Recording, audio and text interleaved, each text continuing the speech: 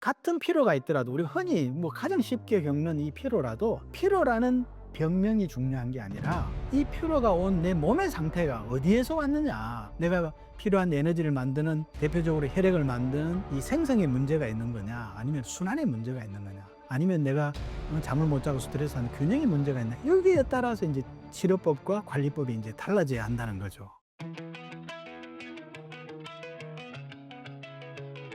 자기소개 부탁드립니다. 네, 안녕하세요. 아프지 않고 건강하게 사는 법, 노비노 건강법의 이재동 교수입니다. 저는 대학에서 한 35년 이상 이제 임상을 하면서 조금 고민을 많이 했습니다. 어떻게 하면 좀 많은 분들이 아프지 않고 좀 건강하게 사는 방법이 없을까 하는 데 대해서 고민을 좀 해왔는데요. 그래서 이제 얼마 전에 노비노 건강법이라는 책을 또 출간했고, 또 최근에는 현대인들이 가장 많이 고민하죠. 그래서 그 비만, 가장 많이 고민하고 있는 비만에 대해서 내 몸 에너지 다이어트 혁명이라는 책을 출간했습니다. 그래서 이제 책을 읽은 독자분들께서 건강에 대한 많은 깨달음이 있었다, 또 이런 감사한 말씀을 또 해주셨고요. 이제 그분들 중에는 뭐 진료를 위해서 이제 저희 진료실을 찾으신 분들도 계시는데, 이제 하시는 말씀들이 이런 내용을 같이 좀 공유를 많이 했으면 좋겠다. 책을 보지 못한 분들도 사실은 대부분 병 뭐 얘기하면 병에만 사람들이 생각을 하는데, 그 책을 읽어보니까 몸이 진짜 중요하다는 걸 많이 깨달았고, 또 거기에서 인제 어떻게 건강하게 하면 되는지를 좀 일반인들도 쉽게 이해할 수 있을 것 같아서 한번 "교수님 방송을 한번 더 해 주면 좋겠다." 이런 요청이 좀 있었습니다. 그래서 오늘 그런 내용을 좀 중심으로 한번 말씀을 드리고자 합니다. 병보다 몸 건강을 신경 써야 하는 이유는 무엇인가요? 제가 사실 환자분들께 제일 많이 드리는 말씀이 뭐냐면요. "병명에 속지 마라. 병명에 속지 말고 문제는 사실은 몸이다. 문제는 몸에 있다." 이 얘기를 굉장히 많이 하거든요. 그래서 한 두 가지 정도 질환을 제가 우리 뭐 일반적으로 가장 많이 겪는 질환을 가지고 왜 병명이 중요한 게 아니라 몸이 중요한지를 좀 설명을 한번 드려 보겠습니다. 우선 허리 통증에 대해서 한번 얘기를 해 보겠는데요.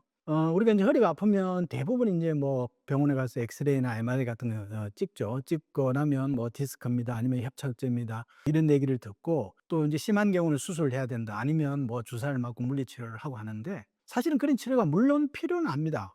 물론 필요는 한데, 우리 한 가지 꼭 좀 생각해 봐야 될 게 있는데요. 이제 '과연 이 허리가 왜 아픈가.'라는 생각을 해야 되는 거거든요. 사실은 대부분 사람들은 인제 허리 뭐 얘기를 하면 허리 디스크가 밀려 나왔다는 것만 생각을 해, 그 상태만을 생각하는데 왜 밀려 나왔는지를 생각을 해야 된다는 거죠. 협착증이 생겼으면 왜 협착증이 생겼는지, 협착증이 생긴 그 상태가 중요한 게 아니고 그 원인을 사실 한번 생각해 보는 게 중요하거든요. 그래서 우리 사고나 사실은 큰 외상이 아니면 대부분의 허리 통증은 이 갑자기 생긴 어떤 그런 병이 아니라면요, 일상생활 속에서 인제 몸이 무너지면서 생긴 결과다. 이런 얘기를 제가 드리겠습니다. 예, 그러면 인제 몸이 어떻게 무너졌는지를 제가 한 세 가지 정도 나눠서 한번 설명을 드릴 텐데요. 첫째는 허리의 영양 공급이죠. 우리가 평소에 손발 차고 소화 안 되고 또 음식을 먹어서 많은 에너지를 만들지 못하면 허리에 충분히 영양분을 공급해 줄 수가 없습니다. 그럼 허리가 약해질 수밖에 없거든요. 허리가 약해지면 이 몸을 지지하는 어떤 중력이라는 이런 걸 견딜 수가 없잖아요. 그래서 사실은 이런 경우에는 평소에 소화가 안 되고 에너지라는 걸 충분히 만들어내지는 못하는 사람들은 에너지 생성에 문제가 있어서 사실은 디스크에 문제가 생겼다는 거죠. 그다음에 이제 두 번째로는 어떤 경우가 있냐면 이제 순환이 안 되는 겁니다. 우리가 음식 먹고 소화를 시켜서 에너지를 잘 만들긴 하는데, 이 에너지를 우리 인체 각 세포로 보내주는 그런 순환 기능이 떨어진 사람이 있어요. 이제 타고날 때 조금 심폐 기능이 약하거나 평소에 운동 같은 걸 많이 움직여 주질 않고 하면 몸이 정체되면서 이제 순환이 떨어지거든요. 이제 그렇게 되면 몸이 굉장히 무겁게 느껴집니다. 그래서 이런 분들은 주로 뭐라고 말씀하죠? 교수님 몸이 너무 평소에 너무 무겁습니다. 왜 이렇게 몸이 좀 무겁게 느껴질까?" 이런 얘기를 하거든요. 이제 그런 경우는 제가 늘 드는 예가 하나 있습니다. 뭐냐면 구독자분들도 아마 경험하셨을 겁니다. 우리가 똑같은 애를 잠잘 때 안아보고 깨어 있을 때 안아보면 아예 무게가 다르게 느껴지거든요. 이제 그거 왜 그러냐 하면, 똑같은 체중의 애기임에도 불구하고 잠잘 때 안았을 때 또 깨어 있을 때 이게 다른 이유가 뭐냐면 바로 순환의 차이거든요. 잠을 자고 있을 때는 순환이 떨어지고, 애가 깨어서 움직일 때는 오히려 순환이 잘 되는 상황이란 말이에요. 순환이 잘 되면 가벼움을 느끼는 겁니다, 오히려. 그래서 인제 순환이 안 되는 분 같은 경우는 내가 인제 비유를 들기를 잠자는 자기의 몸을 허리가 지탱하고 있는 거죠. 허리가 힘들 수밖에 없거든요. 계속적으로 중력이 가해지기 때문에 힘들 수밖에 없고, 그러다 보면 이제 허리 디스크가 도저히 못 견뎌서 이제 뒤로 밀려 나오기도 하고, 그리고 밀려 나오면은 인제 그게 만성화되면 인제 신경이 지나가는 척추관이 좁아들고 협착증이 되고 인제 이런 문제가 또 생긴다는 거죠. 그다음에 이제 세 번째는 뭐냐면 우리가 만들어진 에너지가 잘 전신으로 돌고 하는데 여기는 일정한 어떤 생체 리듬이 필요하다는 겁니다. 패턴. 그 에너지 제가 균형이라는 표현을 쓰는데요. 이제 이런 사람들의 특징은 뭐냐면 이제 깊은 잠을 잘 수가 없죠. 왜냐하면 생체 리듬이 깨졌기 때문에 밤낮의 구분이 명확하지가 않거든요. 그리고 이제 에너지가 대부분 아래로 내려가지를 못하고 위로 올라가기 때문에 이제 목 어깨가 뭉치고 또 얼굴은 뭐 달아오르기도 하고요. 또 머리도 항상 긴장되는 것 같고, 반면에 이제 하체 쪽은 오히려 시리면서 힘이 없는 것 같고요.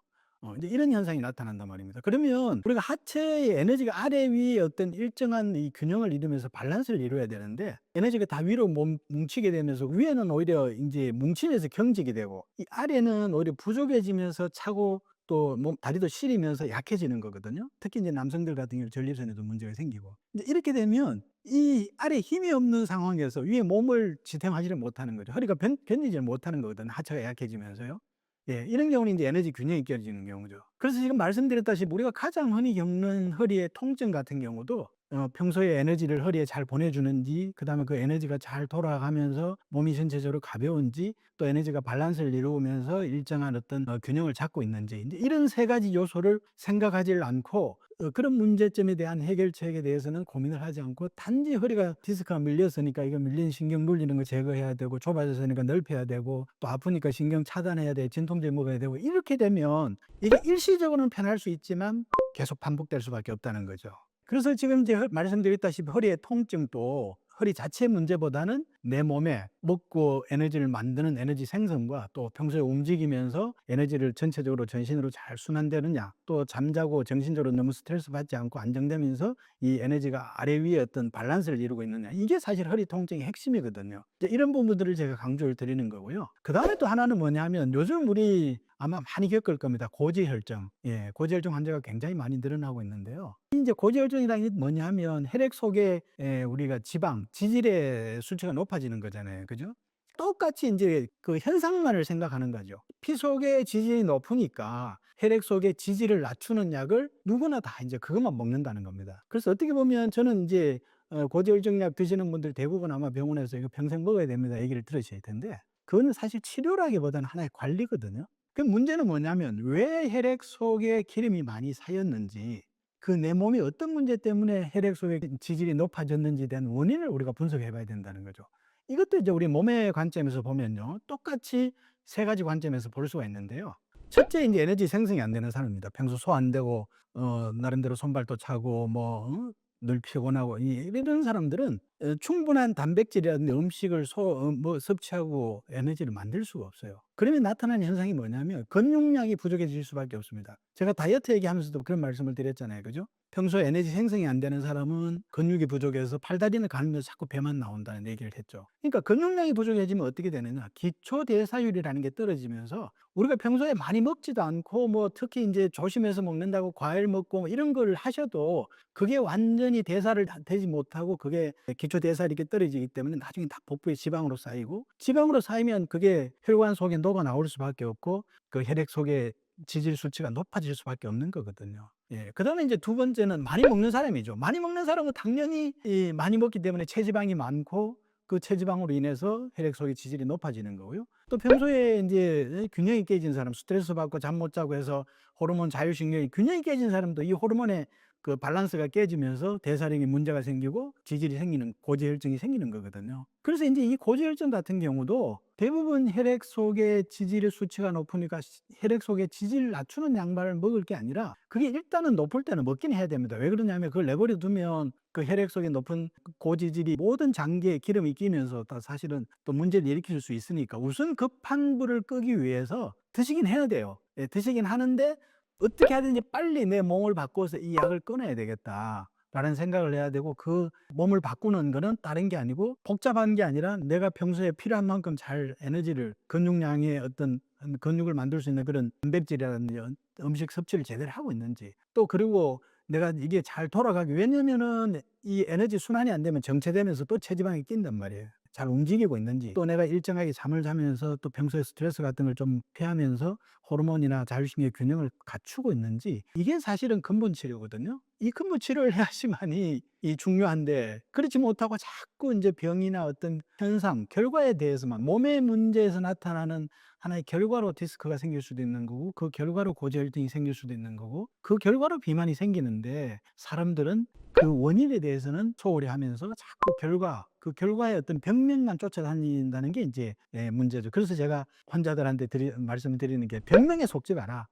문제는 당신의 몸에 있다. 이제 이걸 계속 강조를 드리는 겁니다. 같은 병인데도 사람마다 회복이 왜 다른가요? 예, 인제 바로 그런 거죠. 몸이 건강한 사람이 생활하다가 일시적으로 허리를 삐끗하거나 허리를 다치거나 이래서 허리가 문제가 있을 수가 있습니다. 이런 경우는 사실 허리만 치료해 주면 금방 좋아지거든요. 절대 만성화되지 않습니다. 그렇지만은 제가 말씀을 드렸다시피 평소에 손발자국 소화 안 되면서 허리 영양 공급도 잘 안 되고, 또 평소에 몸은 너무 무거우면서 허리에 계속 짐이 실리는 경우, 또는 잠 못 자고 하면서 지금 에너지가 균형이 깨져서 아류가 분리되고, 이런 경우는 허리를 치료해도 허리 스스로 회복할 수 있는 그런 여력이 안 되기 때문에 이게 만성화되고 다시 또 재발하고 그럴 수밖에 없는 거거든요. 그래서 어디가 아프면 사실은 인제 우리가 이 병을 치료할 때는 이런 게 있습니다. 허리가 아프면 이 허리가 아픈 걸 지금 먼저 좀 치료를 해야 될지, 아니면 이 근본 원인이 되는 몸을 먼저 치료해야 될지, 이런 얘기가 있어요. 그래서 우리 한방에서는 그걸 이제 허리가 아픈 걸 나타나는 현상이라고 해서 표증이라고 합니다. 드러나는 표증. 그리고 몸의 문제를 본증이라 그래요. 그래서 표증과 본증의 어떤 치료의 선후를 어떤 게 더 급하고 좀 뭐랄까 좀 여유가 있는지에 따라서, 완급에 따라서 치료의 선후를 결정하는 거거든요. 그래서 허리가 아픈 경우 이제 정리해서 말씀을 드리면, 일단 허리가 아파서 도저히 힘들면 우선 허리에 대한 침도 맞고 물리치료도 해야 됩니다. 하지만 제가 말씀드리는 근본적인 원인이 어디에 있는지에 따라서 생활도 바꾸고, 또 거기에 대한 기능을 회복할 수 있도록 치료가 이제 필요한 거죠. 그래서 결과적으로는 병명만 보고 치료하면 일시적이 될 수밖에 없고, 우선 치료할 때는 편안한데 이게 이제 계속 반복되면서 만성화로 갈 수밖에 없고요. 하지만 그 사람의 몸의 원인을 보고, 그 문제가 생긴 몸의 원인을 보고 원인을 개선하면 사실 그때부터는 이제 근본적인 회복이 시작되는 겁니다. 이제 다시 한번 말씀을 드립니다만은, 절대 병명에 속지 마시고 문제는 몸이라는 것을 한번 꼭 우리 구독자분들 좀 기억해 주시면 좋을 것 같습니다. 건강하게 살고 싶다면 무엇을 봐야 할까요? 네, 그렇습니다. 사실은 우리가 차분히 한번 질병이라는 걸 생각해 보면요, 말씀드렸습니다만 교통사고라든지 아니면 어디 큰 충격을 받은 그런 외상이나, 아니면 이제 감염병 같은 것도 있을 수 있죠. 이 감염병이 아니면 대부분의 질환, 특히 이제 우리가 만성적으로요, 6개월 이상 만성적으로 어떤 병에 대해서 지금 치료를 받고 있다, 이거는 뭐 거의 다 몸의 문제라고 보면 됩니다. 그래서 이 몸의 문제는 어디에서 오느냐, 말씀드립니다만, 몸의 문제는요, 다른 데서 오는 게 아닙니다. 내 일상에서 와요. 일상에서. 내가 일상에서 먹는 거, 내 몸에 맞게 먹느냐, 또 움직이는 거, 또 우리가 수면, 잠자는 거, 또 내가 스트레스 너무 많이 받고 정신적으로 어떤 그런 뭐랄까 좀 그거는 문제는 없는지, 이런 일상생활의 사실 결과거든요. 그런 일상생활에 이제 이런 결과물들이 사실은 혈액을 중심으로 하는, 내가 몸 에너지를 하는 게 뭐냐면, 몸 에너지는 우리 몸의 혈액을 중심으로 하는 그런 힘이죠. 혈액이라고 생각하시면 됩니다. 그래서 혈액에 영향을 미치게 되고, 또 이것은 이제 몸 에너지에 영향을 주면서 이제 대부분의 질환으로서 이제 만성 질환 같은 게 이제 생기게 되는 거죠. 내 몸은 어떤 과정을 거쳐 무너지게 되나요? 예, 제가 이제 늘 얘기하는 몸 에너지라는 거는요, 사실 막연한 개념이 아니고요. 우리 한의학에서는 이제 기혈이라는 표현을 쓰죠. 기혈이라는 게 이제 한문으로 기혈인데, 기라는 거는 힘이잖아요. 그죠? 힘이고, 혈이라는 거는 혈액입니다. 그래서 한마디로 이제 말씀을 드리면, 몸 에너지라는 거는 혈액을 중심으로 하면서 생명 활동을 일으키는 힘이죠. 예, 그래서 우리가 쉽게 그냥 혈액이라고 이해하시면 될 것 같아요. 혈액으로 이해하시면 되고요. 이제 혈액이 움직이면서 영양도 공급해주고, 나름대로 힘도 나게 하는 게 이제 바로 몸의 에너지인데요. 혈액은 우리 이제 보면 이게 어떤 뭐 작용을 하고 있냐면, 하루에 한 몸을, 우리가 혈액이 한 4리터 정도 되는데요. 하루에 전체 순환하는 혈액의 양이 한 7,000 내지 8,000리터 정도 됩니다. 그래서 이게 이제 순환하면서 이제 음식을 통해서 생긴 영양분을 세포 이제 구석구석으로 공급해 주죠. 그다음에 이제 이 공급된 영양분이 잘 에너지가 산소에서 에너지가 되거든요. 그래서 이제 폐를 거치면서 또 산소를 전달해 주죠. 또 세포에서 에너지를 만들면 뭐가 생깁니까? 노폐물이 생기죠. 활성산소 같은 노폐물을 또 제거해 주고요. 이제 이런 작용을 통해서 사실 우리 몸의 면역이라든지 또 이제 몸에 염증이 생겼을 때도 이런 혈액이 사실은 작용을 해서 다 개선해 주는 그런 뭐 우리 몸의 에너지의 어떤 가장 핵심 물질이죠. 네. 이제 몸이 무너지는 거는요. 일단은 우리가 생활이 잘못되면 혈액에 문제가 생기죠. 혈액에 문제가 생기면서 혈액에 문제가 생기면 이제 다양한 어떤 그런 문제점이 나타나는 게 되는데요. 첫 번째 나타나는 게 뭐냐면 혈액이 상태가 나빠지면요. 피곤해집니다. 왜냐면 영양 공급을 해 주는 영양 공급이 제대로 안 되니까 첫 번째 나타나는 게 피로 현상이고요. 그다음에 이제 나타나는 게 뭐냐면 이제 이 만성염증인데 이거 왜 그러냐면 혈액의 이제 흐름이 나빠지게 되면 산소도 부족해지고 또 노폐물도 아까 걸러낸다 그랬잖아요. 노폐물도 쌓이고 하면서 이제 몸에 염증이 지속되게 되고요. 또 이 염증이 지속하게 되면 뭐 우리가 비만이라든지 혈압, 당뇨, 고지혈증 같은 그런 대사성 질환뿐만이 아니라 이게 이제 만성화되면서 뿐만이 아니라 이제 몸의 모든 기능이 이제 이 만성 염증이 지속되면서 이제 흔히 얘기하는 만성 질환으로 이제 이어지게 되는 거죠. 이제 그게 또 지속이 되면서 나중에 마지막 단계는 어떻게 되냐 하면 우리 몸의 이제 구성 세포 조직이 손상되고요. 그러면 이제 노화가 가속됩니다. 노화가 가속화 되고 이제 결국에는 이런 것들 우리가 가장 어떻게 보면 몸의 에너지의 문제, 우리 혈액의 문제 최종 어떤 종착점이 바로 암 같은 그런 난치성 질환이거든요. 이제 이런 것들이 이제 발생하게 되죠. 그리고 이제 특히 요즘 많은 사람들이 이제 늘 피곤해하고 또 몸이 잘 붓고 또 이제 감기나 이런 게 오면 잘 회복도 안 되고 또 어디 아프면 이게 통증이 오래가는 이런 것도 사실은 다 혈액의 문제거든요. 그 혈액의 문제의 뿌리는 스트레스, 또 막 음식을 불규칙하게 먹거나 과식하거나 또 운동 부족이나 수면 부족 이런 불규칙한 생활이 이제 혈액의 기능에 문제를 일으키고요. 흔들기 때문에 이제 아까 말씀드렸던 현대인들이 여러 가지 피로를 비롯한 뭐 몸이 무겁고 또 몸도 회복도 안 되고 이런 증상들이 이제 나타나게 되는 거죠. 우리 몸에서 혈액의 역할은 무엇인가요? 혈액은 이제 세 가지 이 작용 기능을 통해서 역할을 하거든요. 첫째 이제 혈액의 생성이죠. 이 혈액의 생성은 혈액을 이제 잘 만드는 걸 얘기하는 겁니다. 그래서 혈액을 만드는 거는 약이 아니죠. 약이 아니라 우리가 먹는 음식에서 만들어지거든요. 그 음식에서 위장 기능을 통해서 혈액이 잘 만들어지게 되는 거고요. 만약에 음식을 먹는데도 위 기능이 안 좋고 이러면 혈액을 잘 못 만들게 되죠. 그러면 이제 혈액이 부족해지면 말씀드린 대로 쉽게 피곤하고요. 또 면역력도 떨어지고 또 어떤 질환이 오면 회복도 잘 안 되고 또 늘 피곤하고 힘들고 이제 이런 현상이 생기는 거죠. 그래서 혈액이 잘 생성되려면 원료, 우리 음식도 잘 위에 맞게 잘 넣어줘야 되고요. 또 이제 위기능도 우리가 잘 관리를 해야 된다는 게 이제 중요하죠.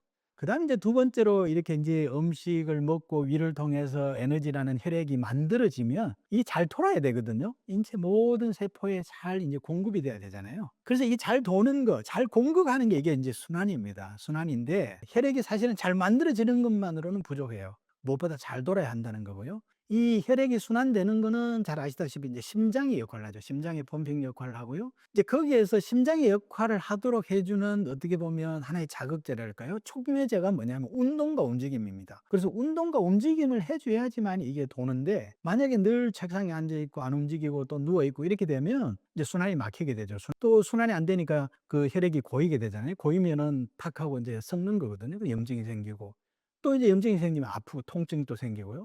또 비만도 얘기했다시피 이제 순환이 안 되니까 자꾸 체지방이 쌓이는 겁니다. 그 부위에 쌓이면서 전신적인 비만이 오게 되고 이제 이런 현상이 생기죠. 그래서 순환이 잘 되게 하려면 이상의 운동과 움직임과 이제 심장이 결정하는데 심장은 뭐 부모로부터 물려받은 거니까요. 이제 거기에 맞게 우리가 잘 움직이고 운동을 해줘야 된다는 거죠. 예. 그다음에 이제 세 번째는 혈액의 질인데요.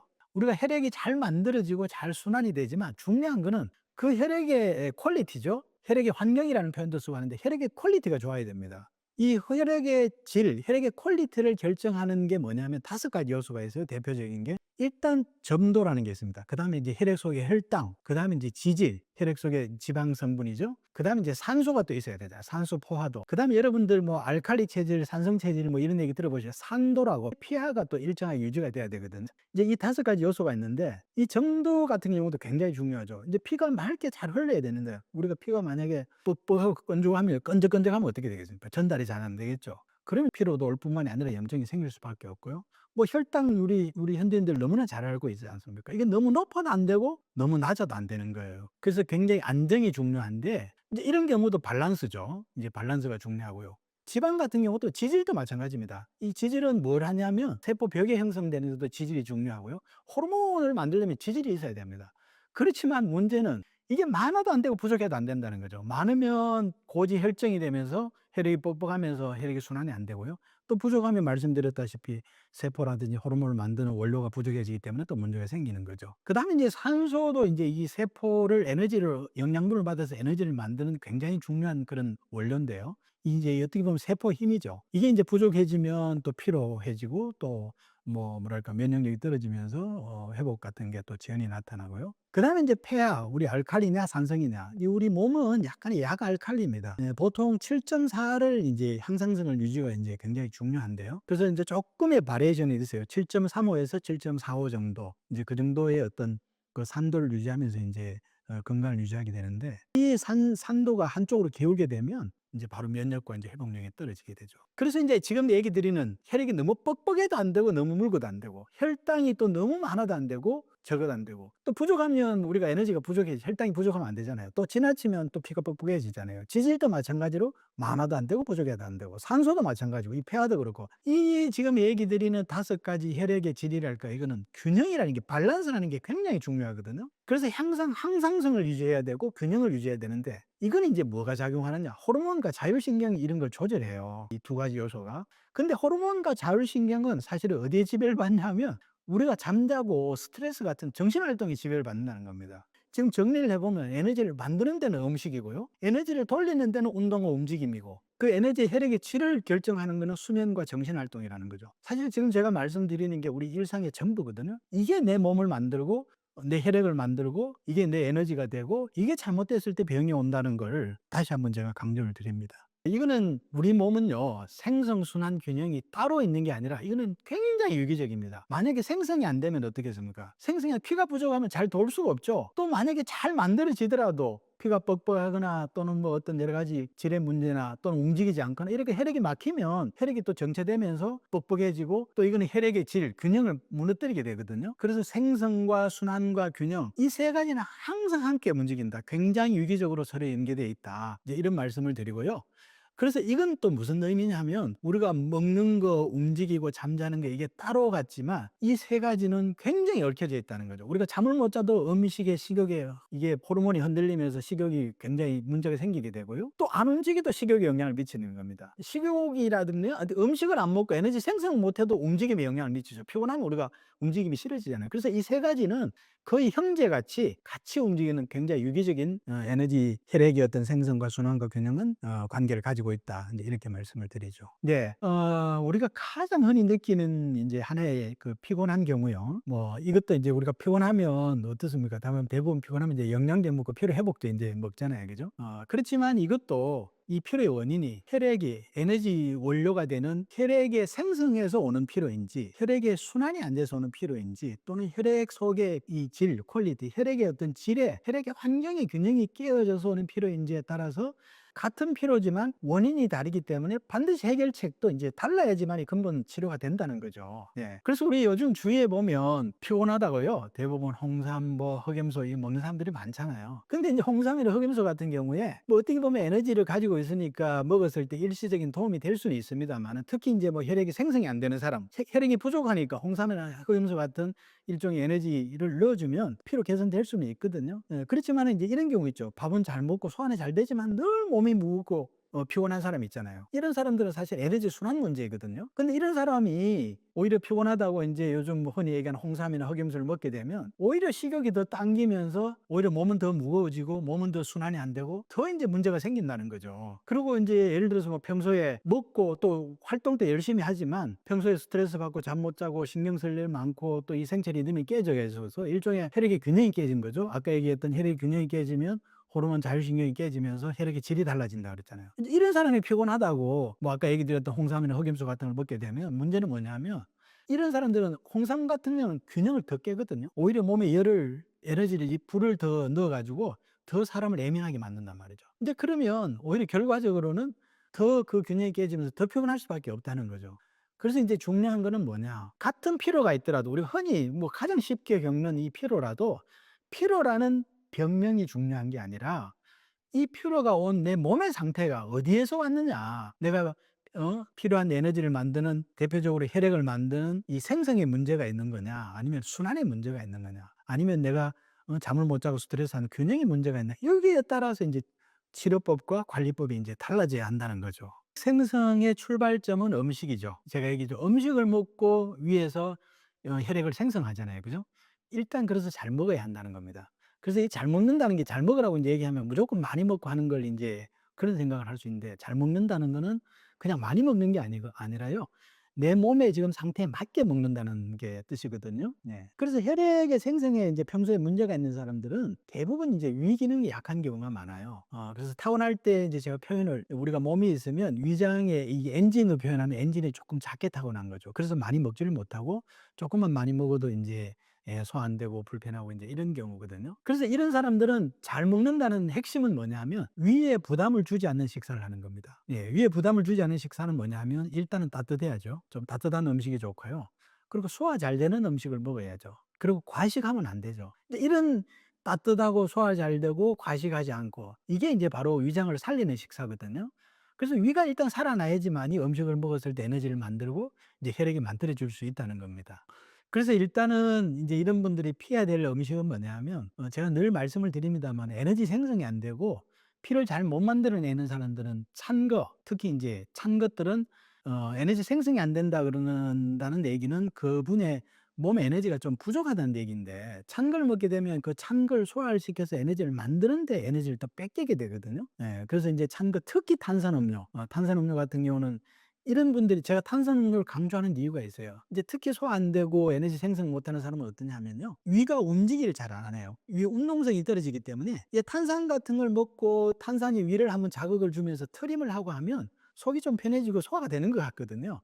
그래서 인제 먹게 되는데 그걸 먹으면 위는 더 이제 일시적으로 자극이 해서 트림이 나고 약간의 움직임은 있을 수 있지만 결과적으로는 위는 더 차고 냉해지고 기능은 더 떨어지거든요. 조금 표현이 어떨지는 모르겠습니다만은 제가 과거에는 이런 표현도 했어요.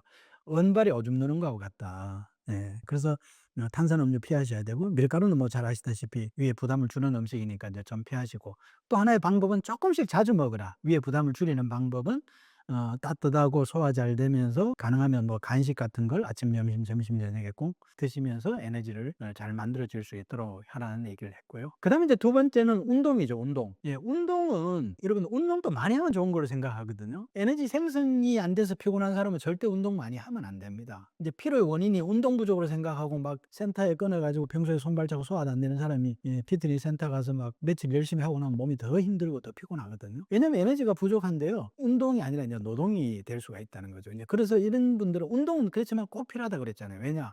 운동을 움직여 줘야지만요. 운동과 저는 움직임을 거의 동일시 하는데 움직여 줘야지만이 심장과 함께 이 에너지를 혈액을 몸으로 돌려주거든요. 그래서 움직이는 주되 무리는 하지 마라. 특히 땀을 많이 흘리는 유산소 운동은 하지 마라. 에너지를 다 뺏긴다. 오히려 노동이 된다. 그리고 내가 대표적으로 얘기하는 게 찬물에 들어가서 수영 같은 것도 피해라. 그럼 뭘 하느냐? 에너지 돌려주기 위해서는 기분 좋게 산책을 하면 되는 거예요. 적절한 산책. 산책에서 조금 더 강하게 하고 싶으면 우리가 뭐 스트레칭이라든지 또는 뭐 필라테스라든지 요가 이제 이런 종류의 이제 운동이 이제 가장 좋은 거고요. 그다음에 이제 잠은 어떻게 해야 되느냐? 잠은 좀 많이 자는 게 좀 충분히 길게 자는 게 좋아요. 예. 왜냐하면 사람마다 이제 어떤 사람은 '나는 좀 길게 자야지 하루 컨디션이 좋아.' 하는 분이 있거든요. 예, 그런 분들은 에너지가 좀 달리는 분들이에요. 예. 그래서 인제 수면에 제가 늘 얘기하는 게 수면의 골든 타임은 밤 10 시부터 아침 5 시까지인데 인제 이런 분 7 시간이잖아요. 그죠? 이런 분들은 7 시간이 아니라 8 시간, 9 시간 정도 좀 충분히 주무시는 것도 건강 관리에 굉장히 중요하다. 이렇게 말씀을 드리겠습니다. 네, 인제 혈액이 순환이 안 돼서 피곤한 사람은요. 일단 순환을 시켜 줘야죠. 이 순환을 시켜 주는 거는 뭐라고 얘기했습니까? 심장과 일상의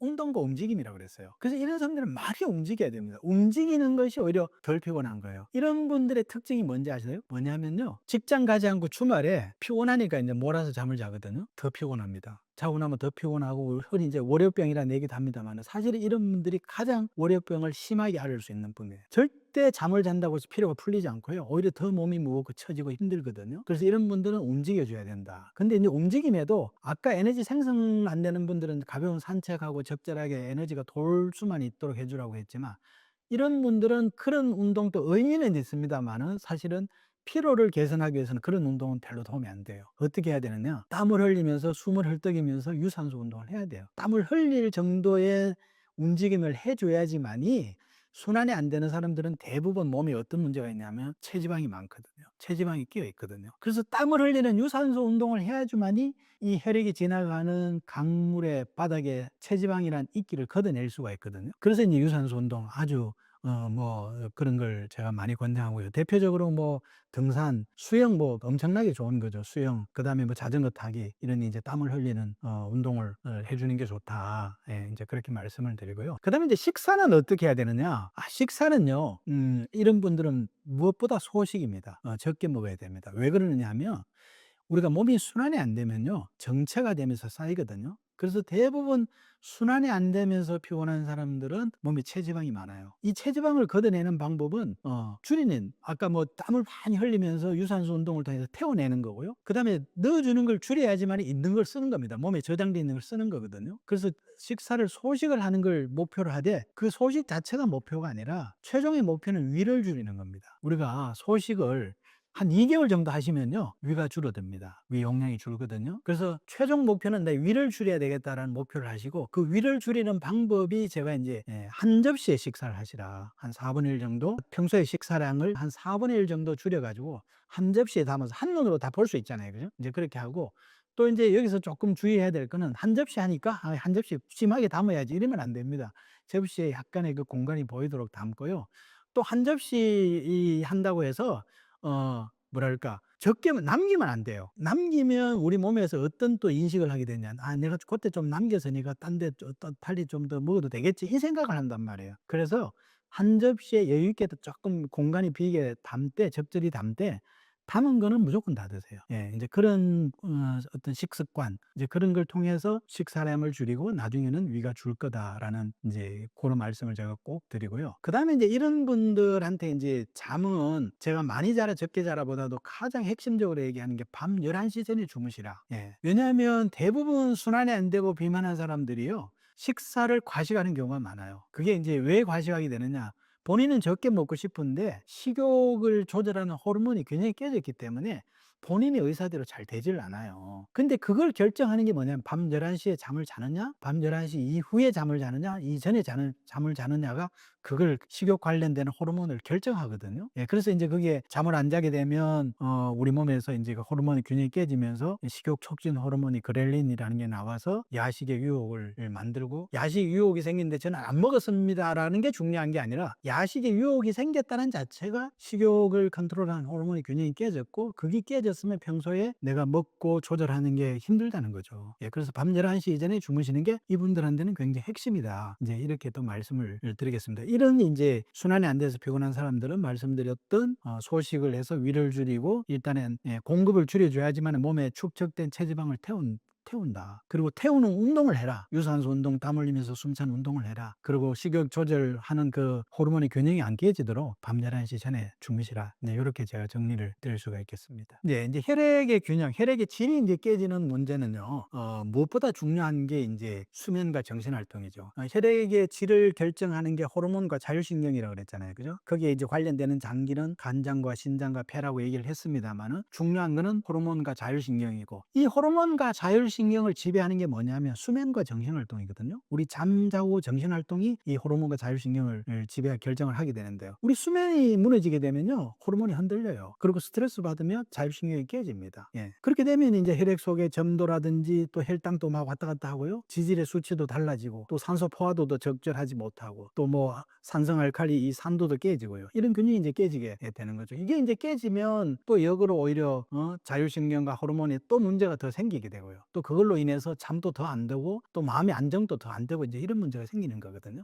그래서 이게 서로 상호작용을 하는데, 핵심은 잠 잘 자고 일정한 생체 리듬을 만들고, 정신적으로 스트레스 받았을 때 제가 얘기 드린 계단 오르기 얘기하잖아요. 생수 들고 계단 오르면서 에너지를 아래 끌어내리는 게, 계단 오르기는 운동뿐만이 아니라 이거는 명상이다. 이런 걸 통해서 이제 안정을 하게 되면 혈액의 질도 조절이 되고, 또 질의 조절을 통해서 피로가 이제 개선이 되는 거죠. 네. 그리고 이제 이런 분들의 식사는 사실은 크게 신경 안 써도 되는데, 이제 균형이 깨지고 호르몬의 어떤 그 자율신경이 균형이라든지 밸런스가 깨졌다는 거는 우리가 맵고 짜고 이런 자극적인 걸 먹으면요 또 그런 영향을 미쳐요. 예, 우리 몸의 에너지 균형에 더 흐트리게 하는. 그래서 조금 담백하게 먹는 게 좋겠다. 예, 그리고 음식도 뭐 우리가 찬 걸 먹으라는 게 아니라 좀 찬성질, 이제 사실 해조류 같은 게 제일 좋거든요. 바다에서 나는 게 깊은 바다의 물 속에 찬 에너지를 받고 있는 게 우리가 해산물이에요. 이제 그런 걸 좀 드시면 좋겠다. 그리고 이제 균형이 깨지고 하는 걸 제가 늘 얘기하는 게 카페인이잖아요. 그죠? 커피, 녹차 같은 거. 밤늦게 먹지는 않겠습니다만 오후에 먹는다든지 이제 이러면 하루 12시간 동안 이제 몸에 남아있기 때문에 저녁에 잠을 깊은 잠을 잘 수 없다. 그래서 늘 아침 10시 이전에 특히 이 뭔가 생체 리듬이 좀 깨지고 요즘 왜 괜히 짜증나고 잠 안 오고 뭐 스트레스 받고 이러면서 피곤한 사람들은 피로 회복제를 드실 게 아니라 오히려 이런 분들이 또 의외로 막 카페인 들어가 있는 그 건강 음료 많이 드시거든요. 사실은 그건 뭐 굉장히 어떻게 보면 몸을 자꾸 구름텅이로 몰아넣는 거하고 똑같습니다. 예, 그건 피하시고 혹시 드시더라도 아침 10시 이전에 이제 드시면서 이제 그런 기능을 조절하게 되면 우리 몸에 뭐 간장이라든지 신장, 폐 같은 게 기능이 회복이 되고요. 또 뇌가 안정이 되면서 혈액의 질도 이제 좋아지게 되는 거죠. 이제 마지막으로 제가 마무리 한 말씀을 드리면 건강은 병명이 아니다. 병명이 아니라 내 몸의 문제고 병명에 절대 속지 마라. 병명에 너무 매몰되지 마라. 내 몸의 문제고 내 몸의 핵심은 혈액이다. 혈액이 내 몸의 에너지원이 되고 혈액이 어떻게 잘 만들어지고 만들어진 게 잘 순환이 되고 또 그 혈액의 질이 일정한 어떤 균형을 이루면서 잘 안정되어 있으면 사실은 모든 병은 다 해결이 되는 겁니다. 감염병도요. 우리 바이러스 감염이 돼도 지금 혈액의 기능만 좋으면 사실은 면역력이 좋아지면서 다 해결이 되는 겁니다. 그래서 결론적으로는 내 몸의 피를 잘 만들도록 노력을 잘 드시고 또 잘 순환이 되도록 일정하게 움직여 주시고 또 잘 균형을 맞춰 주도록 또 잠도 일정하게 주무시고 또 스트레스나 이런 것들을 잘 극복하시면서 생활하시면 뭐 충분히 어떤 건강한 삶을 살 수 있을 거라고 저는 확신합니다. 네, 감사합니다.